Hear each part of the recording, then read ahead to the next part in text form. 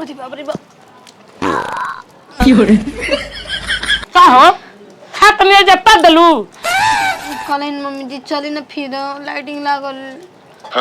फिर लाइटिंग लागल तार समय के लिया के गोरा नहीं हो ओ घर ना हगलू खा तनी हगे के मार कहे लगलू का करी मम्मी जी पेटवा हमर झोरत नु बाटे चुपचाप जाके सुत अब रात के हम नहीं लिया के जाई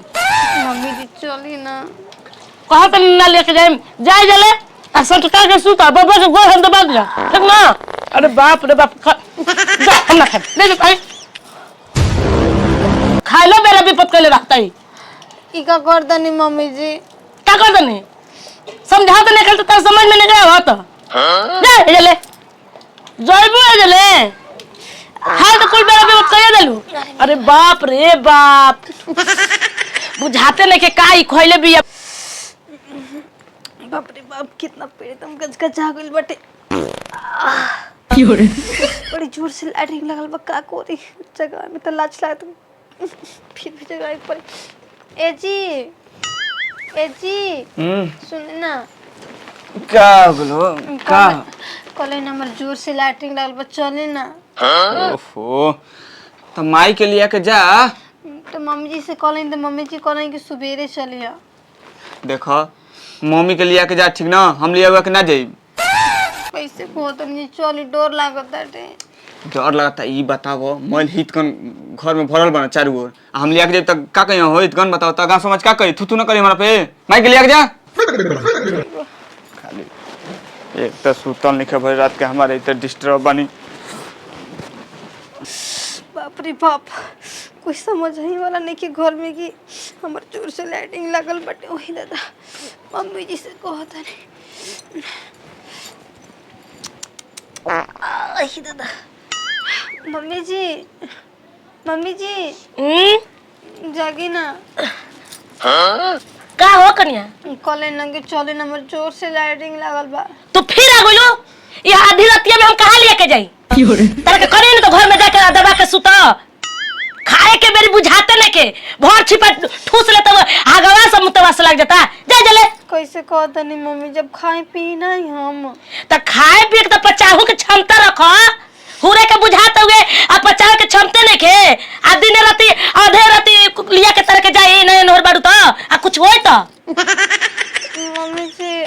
लागल बा त हम का कर सक कहत नहीं जल जाए के जा जले जा दवा के सुतिया सटका के बताओ हो ई सुतल बेरा विपत क के धइले बिया जबे न तबे मैदान लागल बा कब हगवास लागत त कब मुतावास लागत इनका सुती आदमी ना इनका दिन भर आ रात भर ये कुल करत चली लिया के जाई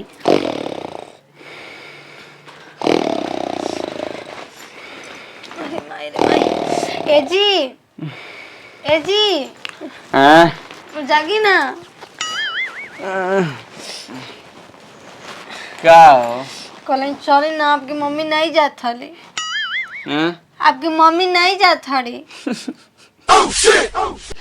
अरे माई ना जाती तो हम तक लिए जी बताओ तो काहे के तो ना खा लेलु ह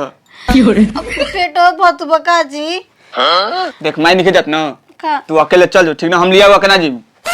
एक त रात भर के रोना लिया के जाई मां ना हम ना लिया के जाई रोना लेके जाई ना लिया के जाई ना लिया के जाई ठीक ना ना लिया के जाई अरे कैसे कॉल अरे अरे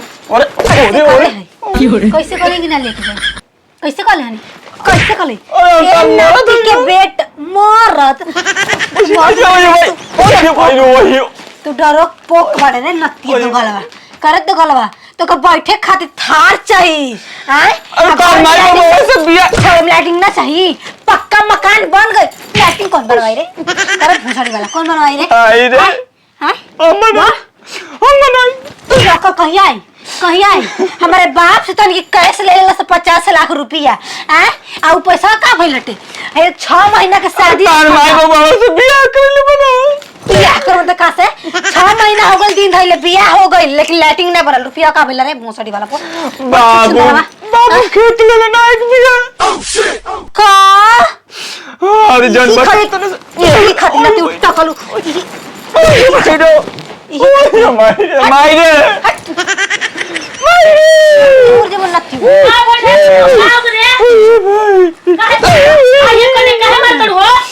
काहे मारतलू मोटा तू हो आ गेलू बीच में बोला ना कहो सावन दिन जब हमारे बाप मैं तो घर जा करवावे खुशाल करवावे हमरा के तू कैसे बोल तुम हमारा तो हरन हो मरद हम तो हके खातिर जगह ना मर्द बनाई हां हके खातिर जगह ना बनाई हम मोटा आने बन जाई एक दिन में नतिया बनेला रे अरे माई एक दिन में बनेला हैं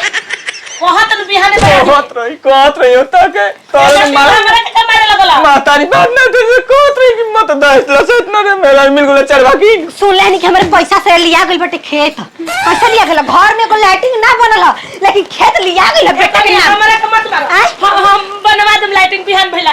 बिहान भेले एक दिन लाइटिंग बनला एक दिन लाइटिंग बनला मोटकी कहां से जादी हगे रे बोल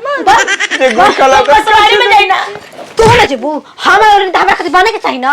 करिया पतो काल काल कनिया बनवा दे हम अब मत मारा चल लिया के चला तनी चला अभी उन तर जावर बढ़िया गइल हां फोसाड़ अरे जावर बढ़िया गइल अरे नींद में ना बुझा नींद में ना बुझा कनिया धूर चटाक के मार तू लोग धूर चटाक के चलो चलो लिया के चलते चल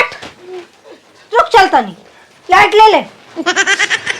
लाई वाला जाना तो इसके बोलत नहीं खीते तुम हम गौ बानी अबे जानते नहीं कुछ कैसन खानदान के तुमने पतो चुल्ले हो जा बाप भले शरीफ है हमार लेकिन हम एक नंबर के खिलाड़ हनी वे तू लोग जानते नहीं हमारे बारे में तो पता चल गई चुप चुप नते सत लहू फेंका दे हमार के गलती है गलती ए जे कहानी की